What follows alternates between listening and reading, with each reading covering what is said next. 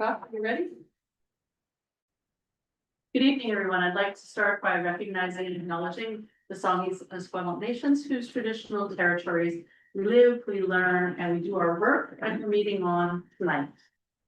I would like to start with some introduction. So I'm going to start with Norm at the end of the table.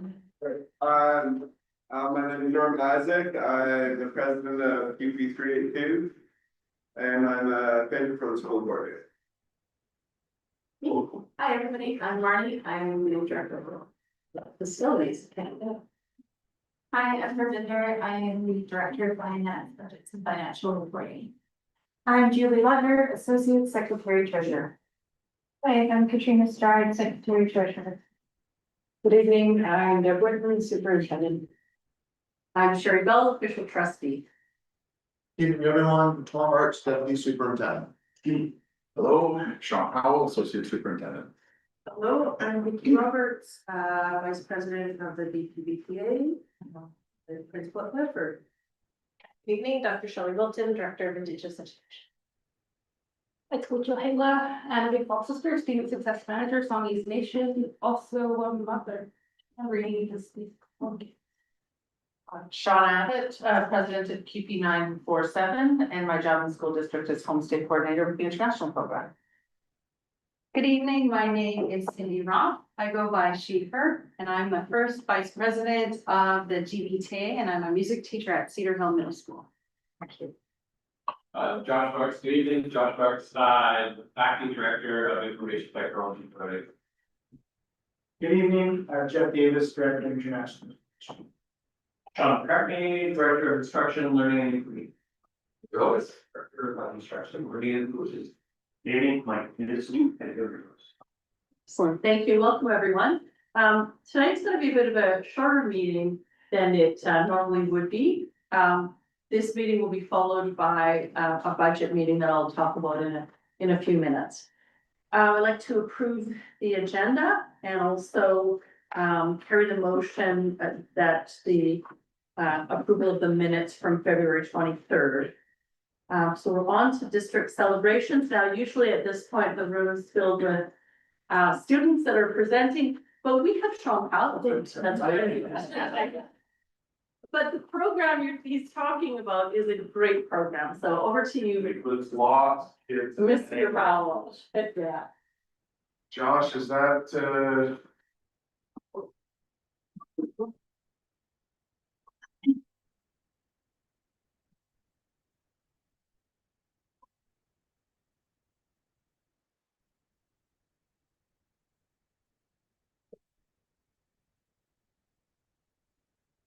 Perfect, thanks so much.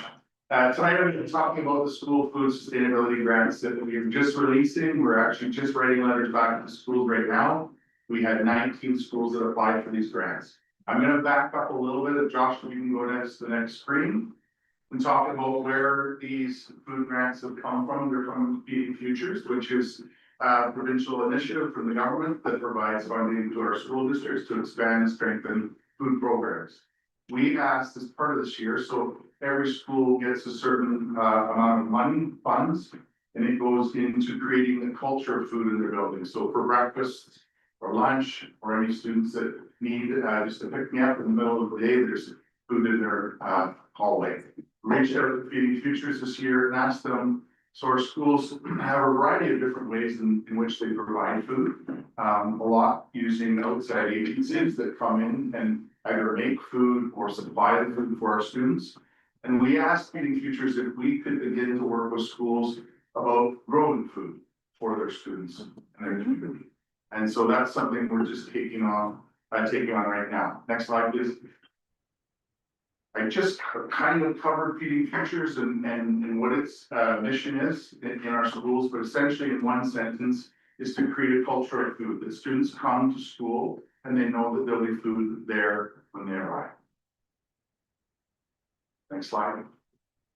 Getting back to the grants.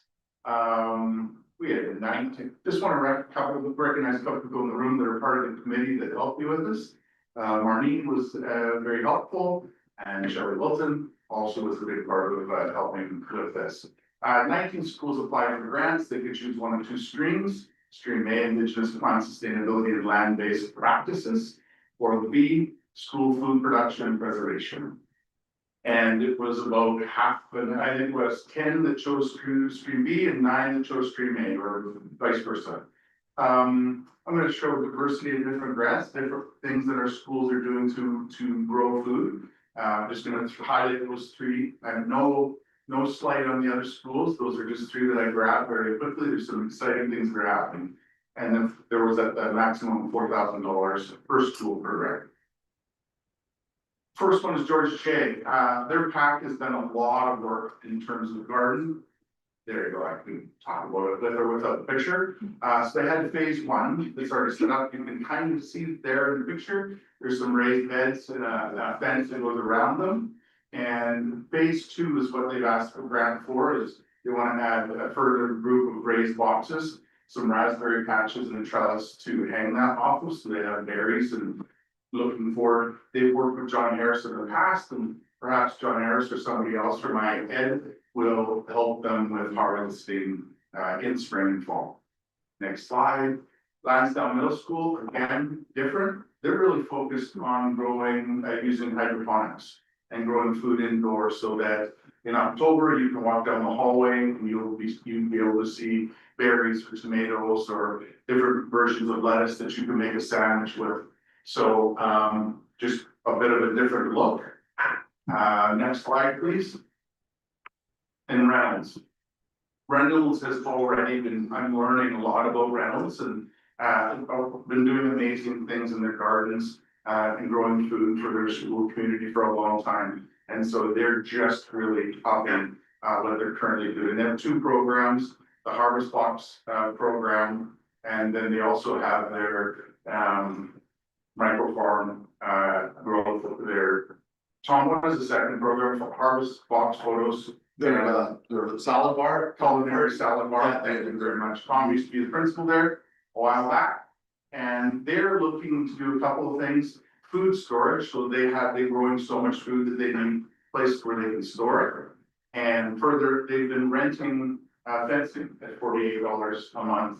And so they'd actually like to have their own fencing and then work with facilities that install it, so they no longer have to pay that monthly fee. So that's something they were excited about. You can see the foods that they already grow. Gratitude, I already kind of mentioned that in the middle. I do wanna, just in case anybody is watching this from the schools that have applied, I wanna thank the staff that have taken the time to write the grants, but also the time to show kids in their schools how to grow food, where does it come from, and how we can live more sustainably. So thanks so much to any staff that's been a part of this, or unknowingly you're gonna be a part of it, and just haven't been asked yet.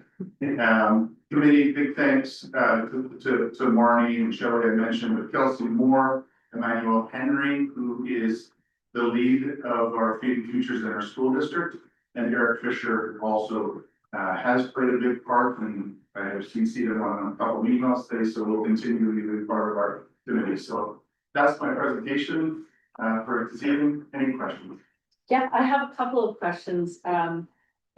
Great ideas, and I'm sure all 19 schools are looking forward to getting going. With the examples that you gave, so Reynolds, they're gonna use their food for a salad bar. What about the other 2 schools? So they've got, you had George J with the berries, and then Lansdowne with the hydroponics inside, so they could make sandwiches. How does it actually look on the ground with the elementary and the middle? Yeah, with both of them, they talk about being complementary to our lunch programs or bag lunch or buddy lunches, that they could add that, so if they had cherry tomatoes, they can put them in bags and be complementary to what we already are receiving from outside companies. The George J also talked about conservation, so if we have a lot of raspberries, we should look at jams in the fall, that type of thing. Oh, really? Great. And just one thing about Reynolds too, there was that little courtyard for many years that was just a bit of a mess, and then Heather Coey years ago got it going. I mean, there were chickens in there for a while and they were growing food. So did that continue after that? And then this is just another infusion of kind of the next level of food production? Yeah, so they have the inside courtyard garden and then. Yeah. External or micro farm. Oh, okay. again, Tom, I don't want to put on the spot again, but I never lived in that building, so. Yeah, the micro farm that's outside, that's where the fencing is. That's where Okay, that's where they rent, because the courtyard you can't access, doesn't need the fencing, so Right. they have those pots that they grow, containers in with their, Right. Oh, so vegetables that's where and the food. fencing, And that's okay, where the fencing will go on the Got it. outside, yeah. got it. Oh, great, fun, fantastic. And then, so 19 schools, 19 schools applied, did 19 schools receive funding?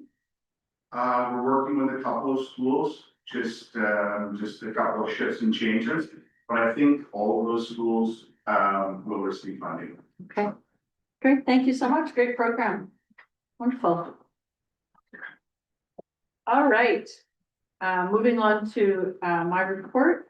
God, it was only 2 weeks ago, we had a board meeting, so I don't have a whole lot to say, but, I think I'd like to just start with a congratulations to the BCTF and the GVTA for a collective agreement, a 4-year collective agreement. Last week, the union voted on their part, and then I got to vote on Friday with BCPC, so I voted. It's a great contract and it's really wonderful that we can end the school year. Knowing that the next 4 years, and I know CUPE is working hard on whatever is in the works for their collective agreement, so just a congratulations there, and I'm sure we'll hear more from CUPE soon. The last week I attended, I actually have gone to this before, and it's a really great event. It's the Oak Bay Young Exceptional Star Awards. And it's, there was 11 awards given out, by the city of Oak Bay. And they've been doing this for 19 years. And, the awards are given to middle school and high school students. And there's a real variety of reasons. Some of them are for leadership, some for athletics, some for fine arts, others for students that have become leaders in the community after going through circumstances in their own lives that were difficult. So it was a lovely evening, and the students, they were magical. Their parents were so proud, and I got to sit at a table with one of the students that received an award and chatting with her parents, and it was really a really nice night, and good on Oak Bay for continuing to do that. And Hazel Braithwaite is the kind of mastermind behind the whole thing. We had a joint sector policy meeting. So just about at every board meeting, I talk about the policy work that's happening provincially. We have a framework that's in place, and probably at the April board meeting, once we're through budget, I will share some of the information, and as you know, we continue to work on policy, but the framework will show you where we're going as a province next. And of course, for us, it's getting things set up for the next board to come into a situation that's very clear around governance.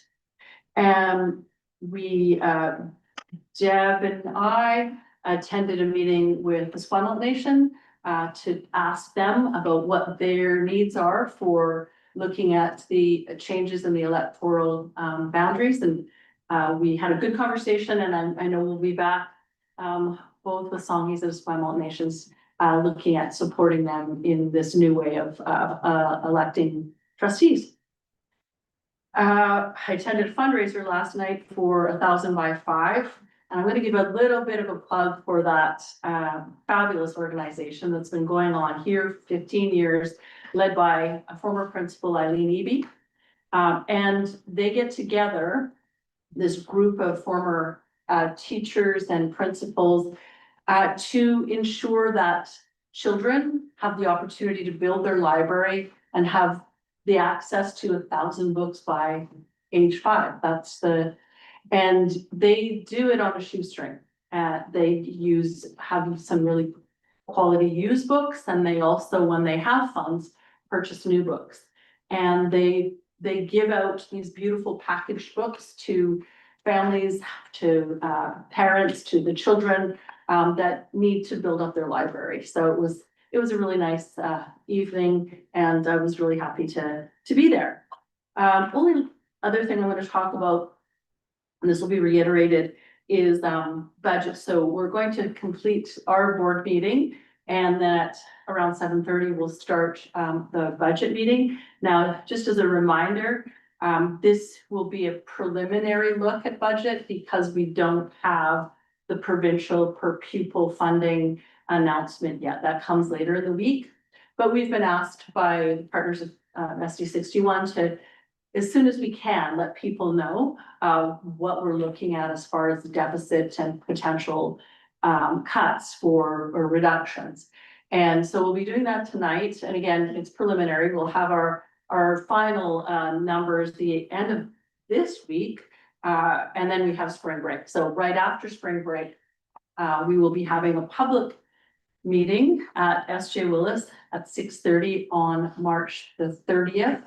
And at that meeting, Katrina, our Secretary Treasurer, will be giving you the final numbers. So we'll have a very clear idea of our per pupil number plus any reductions that we have to make. So there'll be a presentation at that meeting, and that will be followed by lots of opportunity for feedback. There'll be an online way of giving the district feedback.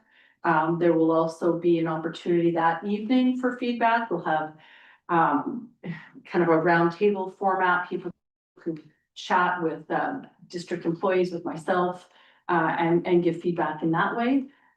We will collect all of the feedback that is provided by April 6th. And then we'll be looking through it all April 7th and 8th. And April 8th would be the final passing of the budget bylaw. So that's kind of what's in the works for budget. So tonight is, again, preliminary, and we'll start that right after this meeting around 7:30. And that concludes my report. And I'm going to move to district leadership reports, Superintendent Monday. Thank you. My report starts on page 9 of the backup, 9 and 10. Primarily focusing on the work that occurred February 25th with the Pink Shirt Day. Lots of activities and initiatives happening throughout the district, and want to thank the staff, students and parents who are involved.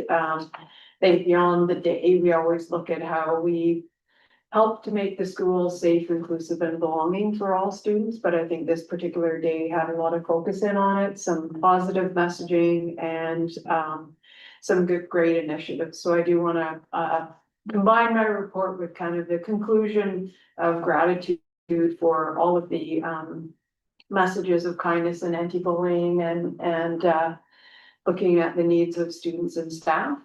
Also, we had, over the weekend, we had an outage with IT, and they worked at a smaller team that worked all weekend to get us back up.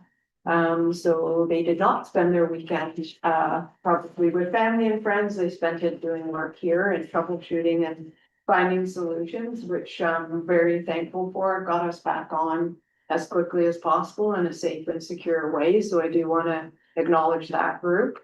And also, I know for this time of the year, it's a pressure time for teachers to complete their learning updates. So they were patiently waiting for services and apps to come on board, and they did so, and we're thankful to them as well for being patient as we brought back things in a secure manner. So just some gratitude there for the work that happened, particularly over the weekend and also on Pink Shirt Day. Thank you. Thank you. Moving to the policy, back to Superintendent. Thank you. We are continuing to look through all of our policies and identify ones that could be moved into an admin procedure. And the two that we have this evening, policy 1422, which is a recognition of significant contributions, and 3323 purchasing services, we feel could be deleted and placed into an admin procedure, which we will move forward in the next few months. But again, they're ones that were written usually some time ago and fit better in a different location. So these are two that are coming for your approval in this evening's meeting. But before I put the motion forward, any comments, questions from partners? Sorry, what are the changes in these policies? So they would not exist as a policy. The main points of them would be pulled into an admin procedure. So anything that's operational and things that would happen in the district, rather than having a board policy, it will be pulled into an admin procedure. Oh. Yeah. Thank you. And the purchasing one was written in 1964. I know there are people around this table that weren't even born then. So I'm gonna put the motion forward. It's recommended that official trustee of School District 61, Greater Victoria, approve the deletion of the following board policies. Policy 1422, policy 3323, and that motion is carried. And next we have Secretary Treasurer's report. I'm gonna pass it over to, Marmy Dixon Harwood, our Director of Facilities. Few updates, so there's always lots of maintenance work, but that's ongoing, but the warehouse is now, wrapped up after the fire. And we're expecting to get our classroom at Hillcrest to get the, building permit. And we just had an excess like halfway to do, there's some stuff with food program. This year's funding is wrapping up, Hillcrest is gonna get lots of work done over spring break. South Park, we're doing, the last of the roof this coming summer, so they're gonna start seeing new scaffolding go up again. How many years has it been for This will be four years? Yeah. Yeah, Complicated. yeah, it's really complicated. It's so gorgeous when it's done, so wait for that. Marigold and Oaklands are both getting fire panel upgrades, so we're working on that to flip the panels over spring break, because we don't want students in the building. If we can't do both, then we'll just do one of them over spring break and the second one for summer. Stonewall and Uplands, both the childcare is at the same state. We're expecting the trusses on the night, so the trusses will start to fill up. Transportation, so the regular transportation portal is currently open, and the inclusive registration will open March 13th. For families, few projector systems at Big Flower Gym. And Sir James Douglas will be a school this summer there's less schools to get a fob system in our school district, so that will be really nice. And then Cedar Hill, the existing school's demolished, it's down now, so they're currently working on interior and exterior efficiencies. Landscaping, so we start to see the trees and shrubs going to start to a little bit more finished. And the civil work, the extension of the panels. And we're within budget, which is really nice. And Elkins is they're about 85% complete on the exterior. And then we're really working hard on the interior, and that's still within budget. So it's all good news. Great, thank you. Can you just spend a couple of minutes? I was just interested in the climate and energy part of your report. And the fact that, where did it go? It's right here. Yeah, the continuous optimization of building controls is now underway. 6 buildings, that sounds like a huge savings. Is it kind of systematically going through the system to make some changes? Yeah, we actually have 2. So we have the energy manager, and we also have the manager of building optimization. We're really lucky to have him as well. So he dives into the DDC and can fine tune it and do the programming within the DDC. So we can look at schools to figure out rentals is a really good example. The gym's not used to get heated, Right. or we can heat it like a half an hour before now and then leave it, so there's actually a button now in the gym, so if the rentals are a little bit cold, they can hit the button when heat turns on, because not all rentals want heat. So we're working on fine tuning that just to increase our energy. So it's a really good program that's actually funded through BC Metro. It sounds fantastic, and I mean, it's our buildings, when you look at climate and energy savings, so it's when you look at we have a lot of really old buildings, so any kind of fine tuning would make a huge difference. As we'll save hundreds of thousands in this program. Really? Yeah, it's easy. Great to know. Can you talk a little bit about the LED lighting upgrades? Yeah, this has been ongoing. I think this is about our 3rd or 4th year. We're slowly getting through the district. I think we've got another 3 schools next year, and we're getting to the schools like Lamson is a school we're planning on doing next year. So we're getting kind of to the To the end, of our schools. So we're slowly working on them, and it's really interesting because there's one school last year that we actually received 80% of the rebate back on the actual LEDs, so the rebate's getting better and better. So our schools, it's definitely a energy saver, and Brian goes around and looks at actually like what's needed versus Oh, yeah. not needed, so he's eliminating lights in some places and putting more lights up in other places. And did you say this is the last year, then all schools will be done, or? We should all be done, except for maybe a few exteriors, we want to start looking at exteriors a little bit, Right. especially with the time change. Yeah. Thanks, that was really interesting, thank you. And that would conclude Secretary Treasurer's report because most of the budget information is coming in the next meeting. And the next portion, no questions, No questions online and no questions in the box. thank you. There's some people who have questions, but Sorry, there are two that have questions, but I don't know if during the board meeting. Anybody has a question? oh, sorry, it's not typical that, so partners are at the table, but the only comments can be made during when I offer it, but we've got a little bit of time, so I'll entertain that question. Anna-Mae? I think she just has a question for the question period, if that's okay, like on behalf of the nation. Is that Okay. possible to put forward a question? Sure, just, you know what, I'll let it go because normally at the beginning of the meeting, I'd say, please, you send the questions in advance, or you can write them down on there, but I didn't say that, so because I didn't say it, go ahead. I didn't, no, you're right. Go ahead. I just wanted to continue to bring forward for us as long as the nation is particularly budget considerations.